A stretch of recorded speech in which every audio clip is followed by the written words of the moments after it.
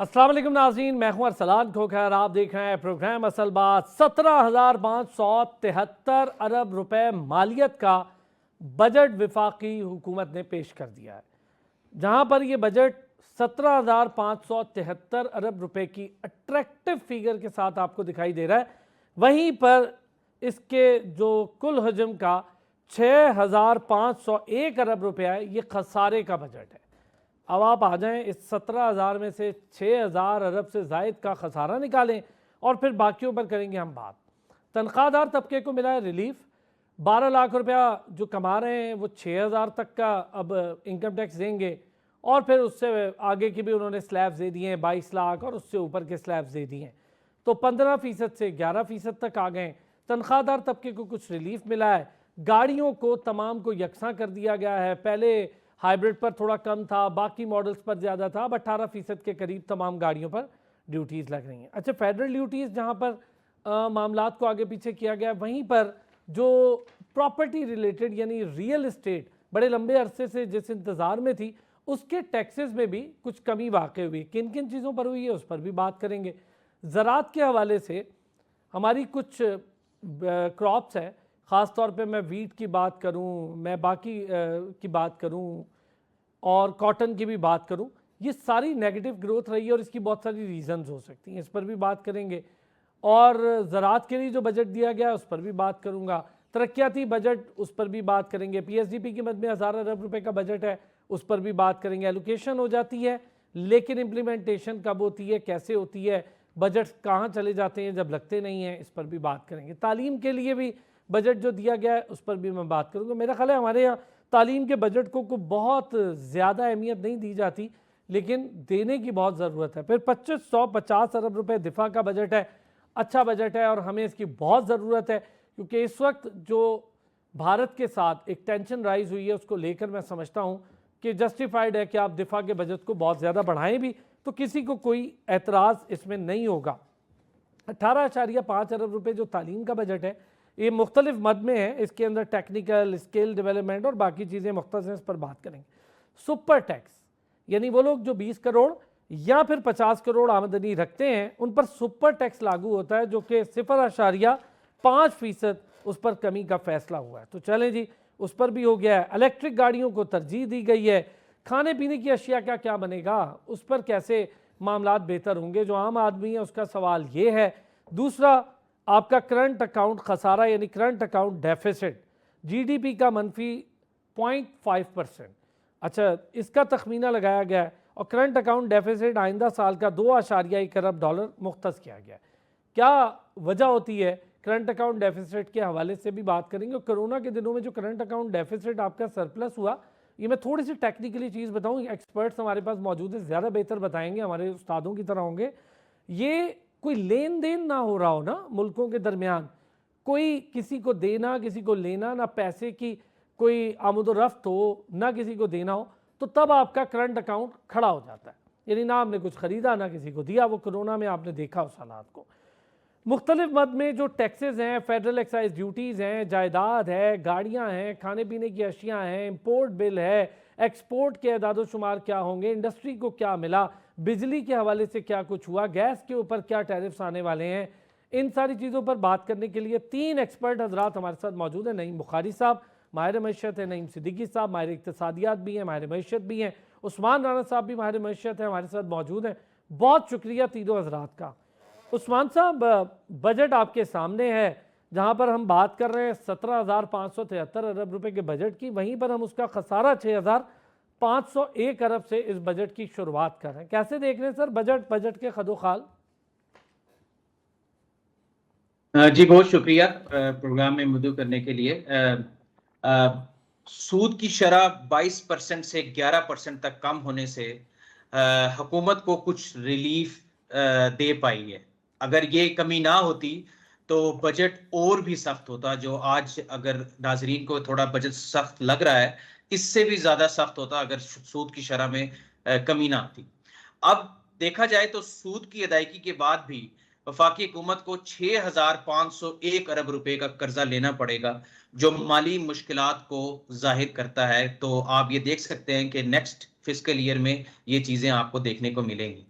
PSDP की बात करते हैं, as in previous years public sector development program जो एलोकेशन की गई थी 1000 बिलियन की 1000 अरब रुपए शायद पूरी तरह जारी गुज़श्ता सालों की तरह पब्लिक सेक्टर डेवलपमेंट प्रोग्राम जो है वो भी आप देखेंगे कि मे फेस सम कट्स और they are not going to release और slowing down critical infrastructure projects.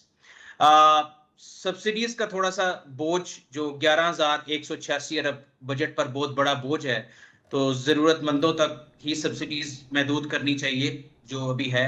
फिर पेंशन रिफॉर्म्स की बात की गई, जिस तरह तनख्वाहदार है 911 अरब और 1055 अरब बजट का बड़ा हिस्सा कहा जाता है। पेंशन निज़ाम में इस्लाहात जरूरी हैं, जिस तरह आज 70 साल से जो ऊपर के पेंशनर्स हैं उनके ऊपर हुकूमत ने टैक्स लगाने का इस दफा बजट में इरादा किया है, जो कि अच्छा इकदाम है कि जो 1 करोड़ से ऊपर अगर पेंशन है तो उसके ऊपर टैक्स होना चाहिए। जो निचला तबका है उसके ऊपर अभी हुकूमत ने पेंशन नहीं लगाई, क्योंकि पेंशन एक ऑलरेडी सफेद हाथी है। तो और पिछले साल ही हुकूमत डिफाइंड कंट्रीब्यूशन प्लान के ऊपर जा चुकी है, तो जिसकी वजह से ये इस्लाहात बड़ी जरूरी थी। ठीक हो गया। अब अच्छा बात उस्मान कर साहब, लेते हैं। इसमें ना 2-3 चीज़ें मैं आप सारे हजरात से डिस्कस करता हूँ, क्योंकि हमने इस पर ज़रा बड़ी ओपन डिबेट भी करनी है। नईम साहब, बजट सर, नईम सिद्दीकी साहब, पहले ज़रा आप बजट के बारे में। Thank you very much sir. वैसे तो आप सुबह से बजट बजट कर रहे हैं। बजट का एक ऐसा हमारा जो शो हो गया है पूरे पाकिस्तान का, मुझे लगता है जैसे हम दूसरी छुट्टियां करते हैं ना, इस तरह हमें एक बजट फेस्टिवल मनाना चाहिए, उस दिन छुट्टी करनी चाहिए। क्योंकि सारी कौम जो है ना वो बजट के मामले में सर मजबूर है ना, क्या करें, हर किसी का ओढ़ना बिछोना खाना टैक्स बजट से एक कल्चर बन गया। आपको पता है पहले तो बजट की तकारीर जब डॉक्टर महबूब आपके ज़माने में 5-5 घंटे की तकरीर होती थी, लोग खाना खाने चले जाते थे असम्बली से, इतनी लंबी तकरीर हुआ करती थी। अब तो को काफ़ी इसको इन्होंने प्रिसाइज कर दिया है। देखिए सर, ये एक हुकूमत के हिसाब से भी और आवाम के हिसाब से भी एक लिहाज से एक बैलेंस बजट था। गवर्नमेंट ने इस दफ़ा उस शोबे को ज़्यादा तंग नहीं किया जो ऑलरेडी टैक्स नेट में है। अब कल फाइनेंस बिल में नई चीज़ें क्या आती हैं ये पता नहीं है, लेकिन गवर्नमेंट ने कुछ रिलीफ दिया है। ख़ासतौर पे आपने देखा है सरकारी मुलाजमीन को कि जिनकी तनख्वाह 1 लाख जो 1 लाख में जो 5% टैक्स है उसको उन्होंने 2.5% कर दिया है। तो सरकारी भी और गैर सरकारी जो भी एनीवन जिसका सिंपल सी मिसाल, हर वो शख्स जिसकी एक्सो डिडक्शन हुई थी वो इसमें आ जाता है। ठीक है। इसके ऊपर 2 स्लैब्स हैं, उसके भी कम नहीं किया, लेकिन जो ऊपर का स्लैब था जिसमें इनके इनकम 60 लाख से ऊपर जाती है, वो उसके स्लैब में गवर्नमेंट ने कोई तब्दीली लेके नहीं है। अब फिगर्स तो हम सुबह से सुनते आ रहे हैं, क्या है, कितना है, ये है वो है, लेकिन बेसिक चीज़ देखने वाली है वो ये है कि 19,000 रुपये गवर्नमेंट कहती है कि हमारी टोटल आमदन होगी। इसमें से 8,500 रुपये हमने सूद की मद में अदा करने हैं, 8,300 रुपये हमने सूबों की में भेज देने हैं जो NFC अवार्ड के तहत है। उसके बाद हमारा तो यहाँ पे तकरीबन हम बैलेंस शीट हमारी यहाँ पे नेगेटिव में जाना शुरू हो जाती है। अब उसके बाद हमारा प्रोविंसेस का चला गया, उसके बाद हमारे डिफेंस का 2,550 का इस दफ़ा बजट है, जो कि बड़ा इंपॉर्टेंट है, जो कि होना भी चाहिए था जिसके हालात हुए हैं। और पाकिस्तान को अपनी दफाई ज़रूरत में, अपनी दफाई इस वक्त बहुत ज़रूरी है सर, ये उसको इजाफा करना बहुत ज़रूरी था। और ख़ित्ते में अपनी सुपरमेसी पाकिस्तान ने साबित की है। पाकिस्तान ने बताया है दुनिया को कि हम कैपेबल हैं अपने डिफेंस के लिए भी, और कोई अगर हमारे पे किसी का अटैक करता है तो उसको भी। एक चीज़ तो सर हमें बताएं ज़रा, बड़ी इंपॉर्टेंट चीज़ है जो मैं समझना चाहता हूँ और सुनने वाले। नहीं बुखारी साहब, सर आपसे पहले इस पर, ये जो 20 करोड़ से 50 करोड़ कमाते हैं, जो जॉइंट्स होते हैं जो कमाते हैं, और हम सुनते हैं वो कमाते हैं, अच्छा जब ये तनख्वाहदार तबके को रिलीफ दे रहे थे तो उनसे क्या डरते हैं हम कि फ़ौरन ही हमने कहा नहीं उस पर भी हम 0.5% की कमी कर दें? तो क्या 20 से 50 करोड़ जो कमाते हैं उस पर कमी करने से कोई इसका इम्पैक्ट आएगा? सुपर टैक्स सर आपसे नहीं बुखारी साहब। अच्छा, thank you very much Arsalan. अर्ज़ ये है कि आज जो ये बजट पेश किया गया है, it is completely the budget of the अशराफिया जिसको हम कहते हैं। आप इसे बैलेंस नहीं मानते? ना, मैं बैलेंस नहीं मानता बिल्कुल भी। मैं नईम सिद्दीकी साहब से थोड़ा इख्तिलाफ करूँगा कि ये बैलेंस है। देखें, अशराफिया को बहुत बड़ी छूट दी गई है यहाँ पर, ठीक है ना। और मुख्तलिफ तरीक़ों से अभी आप देखें, जैसे प्रॉपर्टी टैक्स था, एक बंदा 5 करोड़ 10 करोड़ की जायदाद ले रहा है, उस पर टैक्सेस कम कर दिए गए, उसको छोड़ दिया गया। जबकि एक बंदा ई कामर्स पे अगर कोई चीज़ अपने लिए मंगवा रहा है तो उन्होंने कहा जी आपको 18% ड्यूटी लगेगी, क्योंकि चाहे आप जहाँ से भी मंगवाएं आप हमें पैसे देंगे, ठीक है ना। आपने कहा जी आपने लीटर पेट्रोल का डलवाना है, आपने हमें पैसे देने। जो चीज़ अवाम इस्तेमाल करेगी, अगर वो सस्ता सोलर पैनल ले रहे थे गैर मुल्की, तो अब उस पर 18% ड्यूटी लगा के अब उनको गरीब को जिसने सोलर लगवाना है, जो बिजली के बड़े अखराजात से बिल से बचना चाहता है, वो अब 18% देगा, ठीक है ना सर। अच्छा, अब देखें आपके पास मुख्तलिफ लेवल्स होते हैं कि जी आपने क्या करना है। हुकूमत के पास आपने टारगेट्स तो रख लिए बड़े बड़े कि जी 3 अरब डॉलर की आईटी की एक्सपोर्ट्स हमारी हुई हैं। पिछले साल 2 अरब की थी, 2 अरब 10 करोड़ डॉलर की, इस साल 90 करोड़ डॉलर हमने एनहांस किया है। हम इसको नेक्स्ट 3 ईयर्स में 25 करोड़ डॉलर तक ले जाएंगे। भाई आपके पास रोड मैप क्या है? आपने कहाँ कहाँ इन्वेस्ट किया हुआ कि 25 करोड़ डॉलर में आप इसको अपना ले जाएंगे 25 अरब डॉलर तक, 3 अरब डॉलर से 25 अरब डॉलर तक। आप अब अवाम को समझाना क्या चाहते हैं? आपके पास स्ट्रेटजी क्या है, हिकमत अमली क्या है? वो वाज़ेह नहीं है हुकूमत के पास। आप देखें एक छोटा सा ब्रेक सर, उससे ज़रूरी कुछ नहीं है, एक ब्रेक है, एक ब्रेक से वापस आते हैं जी। ये बात यहीं से शुरू करते हैं जो सुपर टैक्स से शुरू हुई थी कि अगर ये 3 अरब डॉलर से 25 अरब डॉलर तक जा सकती है एक्सपोर्ट हमारी आईटी को रिलेटेड, फिर हम ओवरऑल अगर लार्ज स्केल मैन्युफैक्चरिंग देख लें या एसएमईज़ को देख लें, जो भी हमारा एक्सपोर्ट सेक्टर है उसको देख लें, सर्जिकल आइटम्स को देख लें, सियालकोट की, हम बाकी चीज़ों को कैसे बढ़ा सकते हैं, इसका रोड मैप क्या है, कैसे कह दिया गवर्नमेंट ने, आते हैं इस पर बात करते हैं। एक बार फिर आपको कहेंगे खुशामदीद। बात कर रहे हैं बजट की। डॉक्टर उस्मान राना साहब हमारे साथ मौजूद हैं, नईम बुखारी साहब हमारे साथ मौजूद हैं, नईम सिद्दीकी साहब हमारे साथ मौजूद हैं, तीनों इकोनॉमिस्ट मौजूद हैं। विफाकी नॉन टैक्स रेवेन्यू का हदफ 5147 अरब रुपए होगा। वजीर ख़जाना कहते हैं जी तालीम के लिए 18.5 अरब रुपए मुख्तस किए गए हैं। अच्छा, अब ये जो हम जीडीपी की बात करते हैं सारी, ज़रा इस पर भी आपसे बात करूँगा उस्मान साहब। जीडीपी को लेकर 4.2%, जबकि महंगाई का हदफ हमारा 7.5% मुकर्रर किया गया। एक्सपोर्ट के नंबर्स हमारे 65 अरब 20 करोड़ डॉलर हैं और इंपोर्ट हमारी कहते हैं जी 35 अरब 30 करोड़ डॉलर रहेगी। और तरसीलात ज़र का हदफ 39.4 अरब डॉलर मुकर्रर किया गया है। सर, एक्सपोर्ट और इंपोर्ट का तो बड़ा वाज़ेह गैप है हमारे यहाँ। ये कोई ऐसी हमारे पास है कोई फार्मूला कि जिससे हम इंपोर्ट जो है वो एक्सपोर्ट के मुकाबले में कोई वाज़ेह फ़र्क अब कायम करें? हमारी तो इंपोर्ट बहुत ज़्यादा होती है, एक्सपोर्ट बहुत कम होती है। इस बार हमारी एक्सपोर्ट 65 अरब डॉलर बता तो रहे हैं, कैसे होगी सर? कौन सी ऐसी मसनूआत हैं या क्या है कि हम दुनिया को ऑफर कर रहे हैं? जी बिल्कुल, आपने बिल्कुल सही तरफ इशारा किया। बजट जो होती है एक डायरेक्शन देता है कि हमने आगे क्या करने जा रहे हैं। और आपने अभी इकोनॉमिक सर्वे ऑफ पाकिस्तान जो रिपोर्ट आई है जो कल लॉन्च हुई है, उसमें आपने देखा है कि लार्ज स्केल मैन्युफैक्चरिंग जो है वो अंडर परफॉर्म कर रही है as compared to the small scale manufacturing. अब उसमें क्या होता है कि आप कॉर्पोरेट इन्वेस्टमेंट बोथ इनसाइड और आउटसाइड जो है वो आप लाने में नाकाम रहे हैं। SIAFC जो है पूरी तरह कोशिश कर रही है, लेकिन आपके जो आईटी कंपनीज हैं वो क्या कर रही हैं, वो अपनी शेडो कंपनीज बना के अपना सारा पैसा बाहर पार्क करती हैं, दुबई में पार्क करती हैं या किसी और मुल्क में पार्क करती हैं, और वहां से वो सारी अपनी जो भी तनख्वाहें हैं वो लोगों को देती हैं। तो उनको इंसेंटिवाइज करने की जरूरत है। जब आप सुपर टैक्स लगा देते हैं, 45% टैक्स लगा देते हैं, तो फिर आप कहते हैं कि आप एक्सपोर्ट भी करें, आप ये जो है इंपोर्ट्स को कम भी करें, तो उसमें थोड़ा सा तवाज़ुन मुश्किल हो जाता है। मैं आपका एक और तरफ जो इशारा जरूर करना चाहूंगा, इसमें जिक्र करूंगा कि सोशल प्रोटेक्शन पे बात होनी चाहिए और एजुकेशन सेक्टर पे जिस तरह आपने कहा बात होनी चाहिए। अब सोशल प्रोटेक्शन पे हम जो बेनजीर इनकम सपोर्ट प्रोग्राम है, हम उसी से बाहर नहीं निकल पा रहे। हम उसी को अभी लास्ट ईयर 592 बिलियन जो है हमने उसमें दिया और 99 लाख फैमिलीज जो हैं उन्होंने उससे मुस्तफीद हुए। आप उसको एक्सपैंड करें, उसके अंदर कोई और ट्रेनिंग्स लेके आएं और कोई उसमें अच्छे इकदाम करें। आपने क्या किया, आपने सारा बजट, अभी मोस्ट ऑफ द बजट जो है रेलवे सेक्टर के ऊपर आपने लगा दिया, आपने इंफ्रास्ट्रक्चर पे लगा दिया, आपने दानिश स्कूल पे लगा दिया। आज दूसरी तरफ आपका 38% जो बच्चा है वो आपका आउट ऑफ स्कूल है, which is an alarming situation right now. लेकिन यहाँ पे क्या है, यहाँ पे प्रायोरिटीज डिफरेंट है।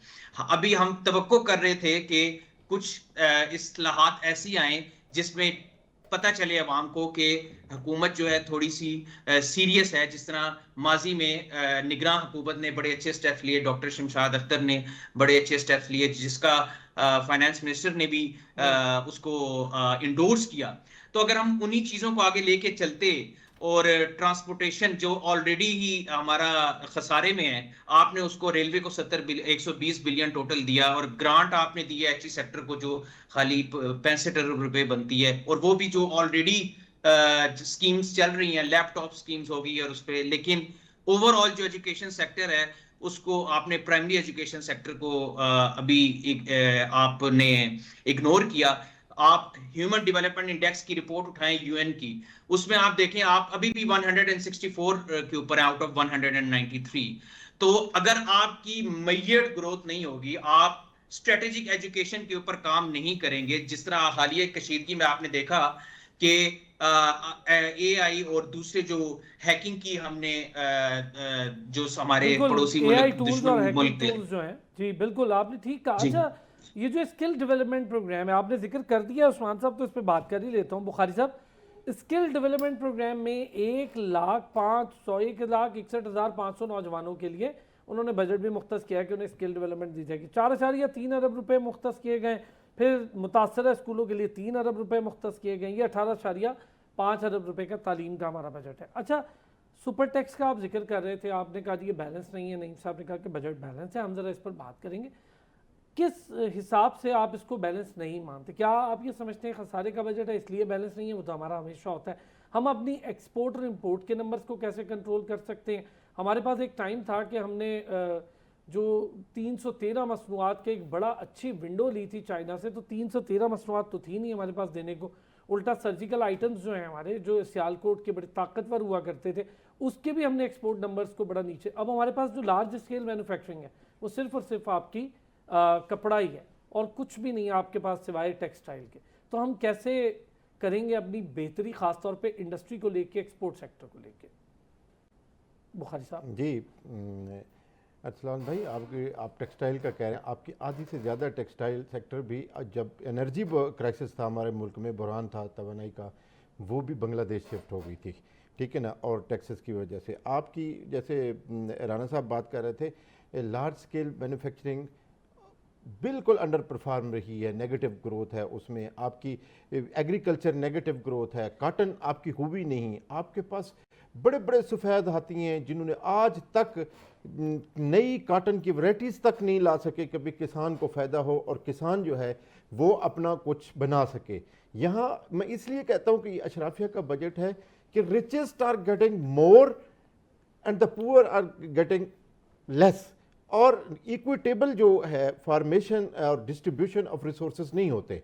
आपकी तालीम की बात हो रही थी, प्राइमरी एजुकेशन सूबों की जिम्मेदारी है। हालत ये है कि प्राइमरी एजुकेशन में 62% बच्चे आपके बलूचिस्तान में गायब हैं जो कि स्कूल जाने की उम्र के हैं, 56 बच्चे आपके सिंध में गायब हैं, और 47 के करीब आपके पंजाब में नहीं जाते, आधे से ज़्यादा और आधे बच्चे। अब होता क्या है, होता ये है कि ये सारे, और जैसे इन्होंने बात की बिस्प की, 716 अरब रुपए एक खतीर रकम है, एक ह्यूज फंड है जिसे आप डिपेंडेंसी क्रिएट कर रहे हैं। आप देखें बांग्लादेश में क्या होता है, 52 आप 99 लाख खानदानों को वो दे रहे हैं डिपेंडेंसी अमाउंट, हर महीने वजीफा दे रहे हैं, जबकि बांग्लादेश में लोगों को मुलाजमतें दे रहे हैं। उतना उससे कम पैसा लगा के लोगों के लिए, औरतों के लिए, खवातीन के लिए अपनी इकोनॉमी में शामिल कर रहे हैं। यूके मॉडल पे अगर आपसे पूछूं, वहां भी बेनिफिट्स के नाम पर पैसे मिलते रहे हैं, तो क्या कोई डिफरेंस है बिस्प में और उसमें?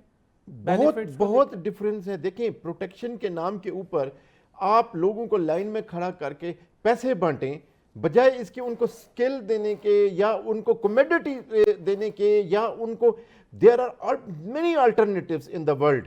क्योंकि देखिए, आप किसको देते हैं सोशल प्रोटेक्शन? जो कि मोस्ट वल्नरेबल लोग होते हैं आपके। अब मोस्ट वल्नरेबल लोगों के दरमियान होता क्या है, होता यह है कि वो आप उनको डिपेंडेंट बना रहे हैं। आप अपना एक ह्यूज पैसा, यानी आपका पीएसडीपी इस साल जो खर्च हुआ है 552 अरब रुपए का खर्च हुआ है, जबकि आपने एलोकेशन की थी 1400 अरब रुपए की। आप 1000 रुपए अरब की एलोकेशन कर रहे हैं इस साल, जो कि रिड्यूस कर दिया आपने 40%।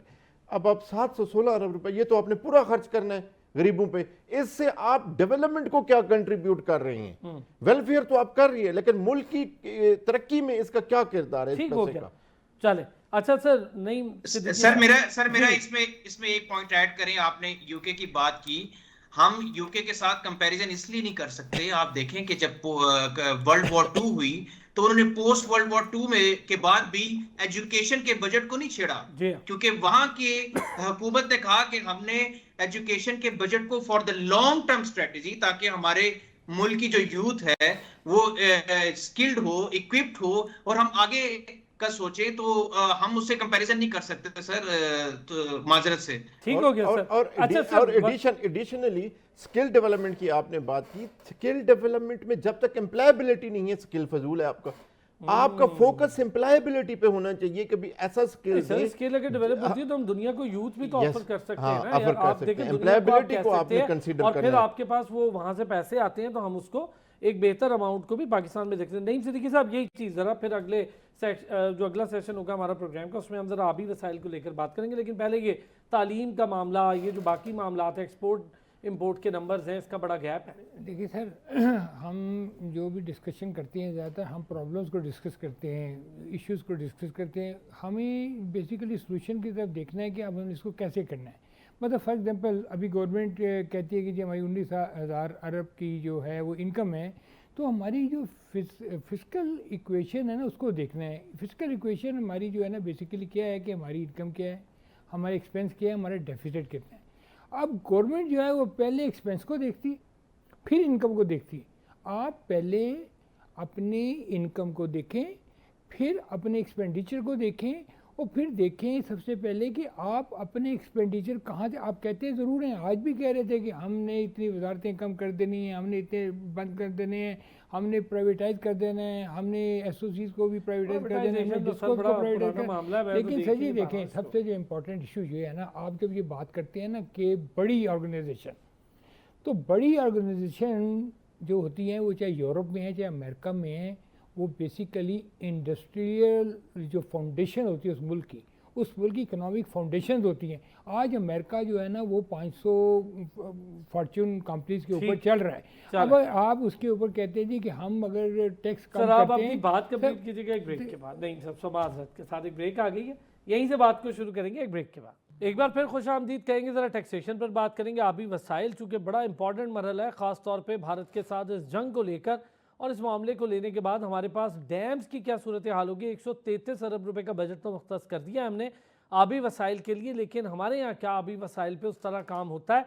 हर बार मैं ये बजट देखता हूँ, हर साल देखता हूँ, क्या हर साल के बाद कोई किसी साल में ये बेहतरी आती है कि पिछली बार बजट इतना लगा, अब बजट में बेहतरी करके हम इतना रह गया और इतना लगाएंगे? उस्मान साहब, ये जो आबी वसाइल के लिए बजट है, चूँकि अब ये बड़ा अहम मरहला हो गया हमारे लिए, पानी, 133 अरब रुपये का आबी वसाइल के लिए बजट रखा गया। सर, क्या आबी वसाइल के लिए जो बजट हम रख रहे हैं, ख़ास तौर पे दियाबिर भाषा डैम को ले लें, बाकी बड़े डैम्स को ले लें जिसका हम जिक्र करते हैं, कब तक ये मामला पूरा होगा और कब तक हम बजट इसी तरह लगाते हुए आ जाएंगे हर साल? और फिर क्या आबी वसाइल के लिए जो बजट रखा है, कितनी ज़रूरत है इस टाइम फौरी तौर पर छोटे डैम्स पर काम करने की? जी बिल्कुल, आपने सही सिमत की तरफ इशारा किया है, क्योंकि जब से हालिया कशीदगी हुई है तो इंडस वाटर ट्रीटी जो है उसकी भी आगे हमें देखना पड़ेगा कि वो किस तरह चलता है मामला, क्योंकि वाटर जो है वो आजकल के दौर में आपकी वो कहते हैं ना लाइफ लाइन है। तो अगर वो आपकी फसलों को नहीं मिला और आपकी जो ज़रूरियात है उसको पूरा ना कर सका, तो वो बड़े मसाइल पैदा हो सकते हैं उसमें। और फार्मर्स के लिए भी ये बहुत ज़रूरी है कि हम किसानों को जो है इक्वल डिस्ट्रीब्यूशन के ऊपर वाटर मैनेजमेंट की जाए और उसकी एफिशिएंसी को जो है वो इंक्रीज किया जाए। बिल्कुल सर, ये देखिए ना, अब द्यामिर भाषा डैम जो है इसके लिए 32.7 अरब रुपए, मोहम्मद के लिए 35.7 अरब रुपए, अवरान पंजगूर समेत बलूचिस्तान के दीगर 3 डैम्स के लिए 5 अरब रुपए मुख्तस किए गए हैं। नईम सिद्दीकी साहब, कितना ज़रूरी है इस वक्त हमारे आबी मसाइल और इसका हल? सर इतना ज़रखेज़ मुल्क है, इतनी बेहतरीन एनवायरनमेंट है, इतने बेहतरीन मौसम है, पानी की कभी भी यहाँ कमी नहीं हुई थी पाकिस्तान में। लेकिन अब ये जो कशीदगी की बात हो रही है, इससे पानी का जो मसला पैदा हो रहा है, ये मैं समझता हूँ कि ये जो ऑलरेडी हमारा इंडस ट्रीटी हुई है उसके तहत हमारा पानी को बंद तो नहीं कर सकता। और पानी एक ऐसा नेचुरल फ्लो है जिसने बहना ही बहना है और ऊपर से नीचे की तरफ आना है, चाहे वो चाइना से भारत आए या भारत से पाकिस्तान आए और पाकिस्तान से समुद्र में गुजरे। तो इसके ऊपर तो हाँ, ये जो आप डैम्स की बात कर रहे हैं ना, अब आप देखें कि गाजी बरोथा को आप देख लें और दूसरे जो खास तौर पे मोहम्मद और भाषा द्यामिर भाषा डैम ये हमारे लिए बहुत जरूरी सर, ये बहुत ज़रूरी है हमारे लिए। तो कालाबाड़ डैम भी बहुत ज़रूरी था, लेकिन जहाँ पे ये सब सियासत की नज़र हो जाते हैं, हुकूमत की विल हो। देखिए मैं जो पहले भी बात कर रहा था, मैं यही कह रहा था कि चूँकि आप अगर करप्शन से बाहर निकल जाएँ और टाइम लाइन में प्रोजेक्ट पूरे करें, जो प्रोजेक्ट 3 साल में मुकर्रर होना होता है वो आप 10 साल उसको लगा देते हैं। अभी सूखी किनारी डैम बनाया चाइनीज़ ने, इतना खूबसूरत उन्होंने इतनी जल्दी बनाया, आप जाके देखें आपकी तबीयत खुश हो जाती है। उसमें जो उन्होंने टनल निकाली है, जो आपको नॉर्दर्न दिल्ली में ट्रैवल करने का मज़ा आ जाता है। बेसिकली जो मैं पहले भी बात कर रहा था, पानी हो गया, क्लाइमेट चेंज हो गई, या इन्वायरमेंट हो गई, या इंडस्ट्री हो गई, या मैन्युफैक्चरिंग हो गई, या एक्सपोर्ट हो गई, या इंपोर्ट हो गई, या होलसेल हो गई, ये सारा is a total combination of our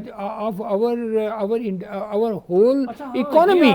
जो इसमें मुझे मैं देख रहा हूँ कैश को डिस्करेज किया। हाँ, अच्छा आप देखें, 2 चीज़ें हैं इसमें कैश को। मैं कहता हूँ कि आप जो नॉन फाइलर का कंसेप्ट ख़त्म कर दें। हम बहुत वैसे देखे थे, उन्होंने कहा है, लेकिन पता नहीं ख़त्म करते हैं कि नहीं करते।